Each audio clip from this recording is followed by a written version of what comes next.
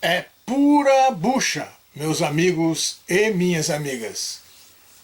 Este projetista de aeronaves afirmou, no início do século passado, que a fuselagem de formato tubular era um peso morto entre as asas de um avião, e que o ideal era a utilização de uma fuselagem de formato sustentador, o que foi recebido com ceticismo pela indústria aeronáutica da época.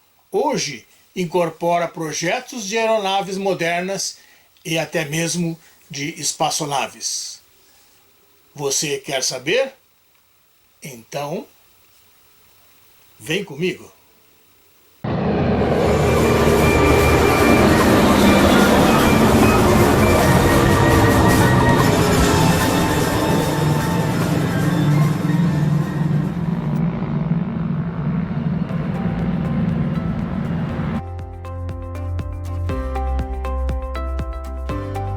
Desde os primeiros dias da aviação, os projetistas de aeronaves sonham em utilizar o espaço de carga da fuselagem para criar a sustentação necessária para manter um avião no ar. Tal avião poderia, se os problemas de projeto fossem resolvidos, carregar mais, subir mais rápido e permanecer no ar com menos potência do que aeronaves de design mais convencional. Vicent Justus Burnelli foi um produto dos dias pioneiros da aviação americana. Nascido em Temple, Texas, em 22 de novembro de 1895, ele recebeu sua educação ao longo da fronteira sul dos Estados Unidos.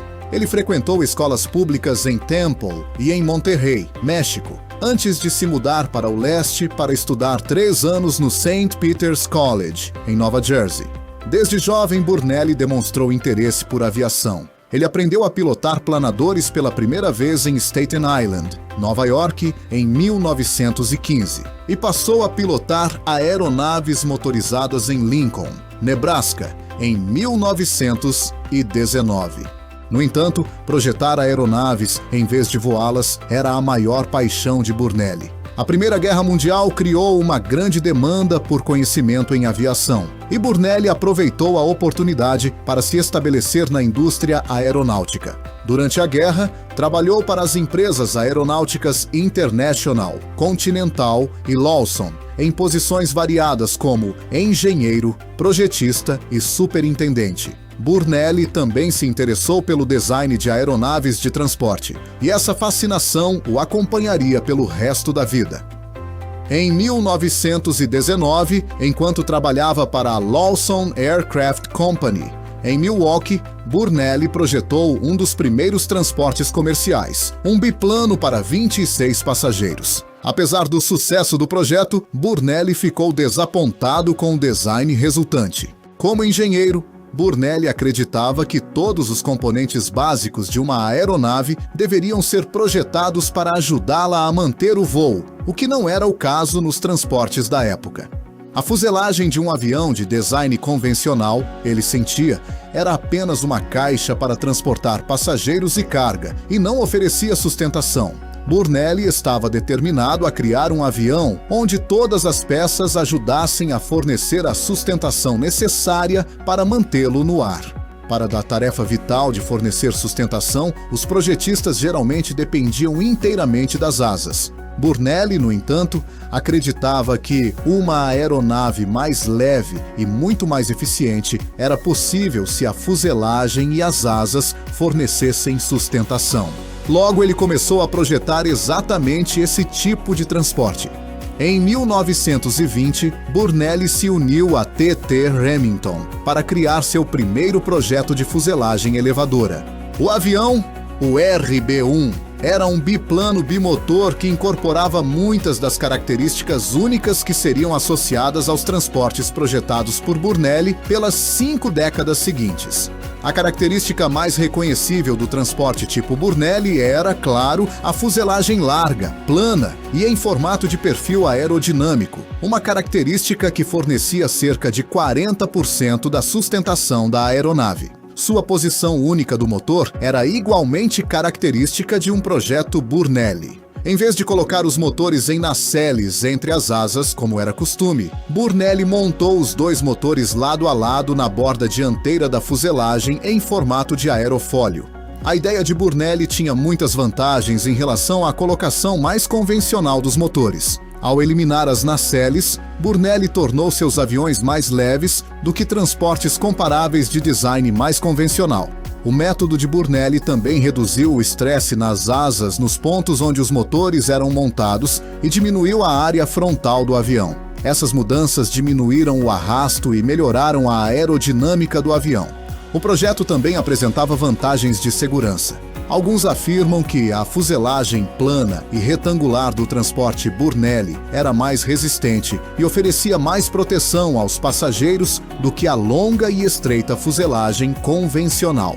Além disso, o projeto posicionava os motores bem à frente do compartimento dos passageiros, o que, segundo os especialistas, ajudava a absorver o impacto em caso de acidente. Também mantinha as hélices bem afastadas da área dos passageiros, o que reduzia tanto o ruído quanto o perigo para os passageiros em caso de falha das pás da hélice. O arranjo permitia até que a tripulação tivesse acesso parcial aos motores do avião a partir de dentro da cabine durante o voo.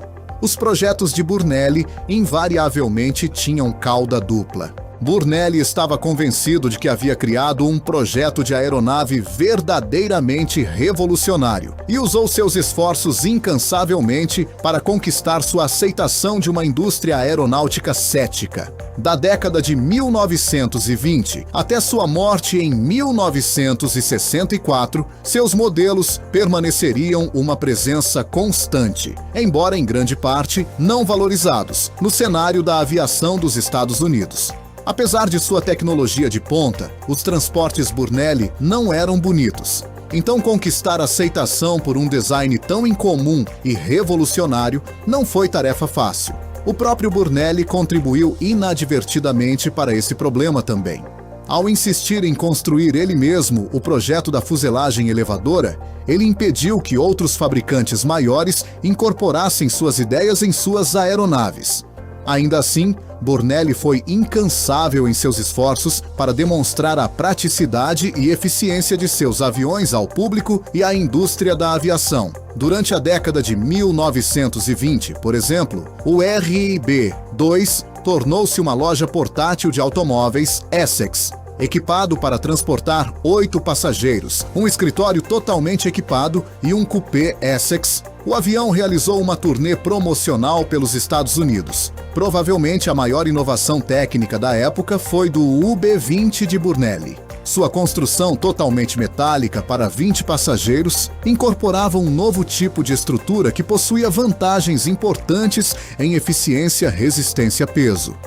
Em maio de 1930, após 10 anos de tentativas, Burnelli recebeu uma patente para seu projeto de transporte. Com essa garantia, Burnelli e sua empresa redobraram seus esforços para obter pedidos suficientes que permitissem a produção em larga escala do UB-20. Durante 1930 e 1932, anúncios apareceram regularmente em publicações do setor de aviação, exaltando as vantagens do projeto Burnelli. Tais esforços, no entanto, estavam fadados ao fracasso, naqueles anos marcados pela depressão. Os anos seguintes à Segunda Guerra Mundial foram anos de expansão para a aviação civil nos Estados Unidos em geral, um período de crescimento sem precedentes tanto para companhias aéreas quanto para fabricantes de aeronaves. No esforço de capitalizar sobre esse crescimento, a Canadian Car and Foundry promoveu o projeto CB-ITO de Burnelli no final dos anos 1940 sob o nome de Loadmaster. No entanto, o avião, como os projetos de Burnelli das décadas de 1920 e 1930, nunca participou plenamente da prosperidade geral da indústria. O Loadmaster também voou regularmente como avião comercial na América do Sul e ficou abandonado por algum tempo no aeroporto de Baltimore, em Maryland, até ser finalmente aposentado no New England Air Museum, em Windsor Locks, Connecticut, no final dos anos 1960. Vincent Burnelli morreu de um derrame em 22 de junho de 1964, aos 69 anos, no Hospital de Southampton, em Long Island. Poucas figuras na história da aviação americana geraram tanta controvérsia quanto Brunelli durante sua vida, e o desacordo continua apenas um pouco amenizado até hoje. Apoiadores afirmam que apenas uma indústria de aviação míope, com interesse em preservar projetos convencionais, impediu que as ideias de Brunelli revolucionassem o design de aeronaves. A discussão permanece sem resolução e não se restringe inteiramente ao passado. O desacordo é reacendido quando projetos de aeronaves modernas e até de espaçonaves incorporam os conceitos de design de Brunelli. Alguns sugeriram que os aviões comerciais atuais seriam mais seguros se incorporassem o design de fuselagem sustentável de Brunelli. Alguns até sugerem que a característica do corpo sustentador, que mantém o ônibus espacial dos Estados Unidos voando após a reentrada, é uma aplicação direta do design de fuselagem sustentadora de Brunelli.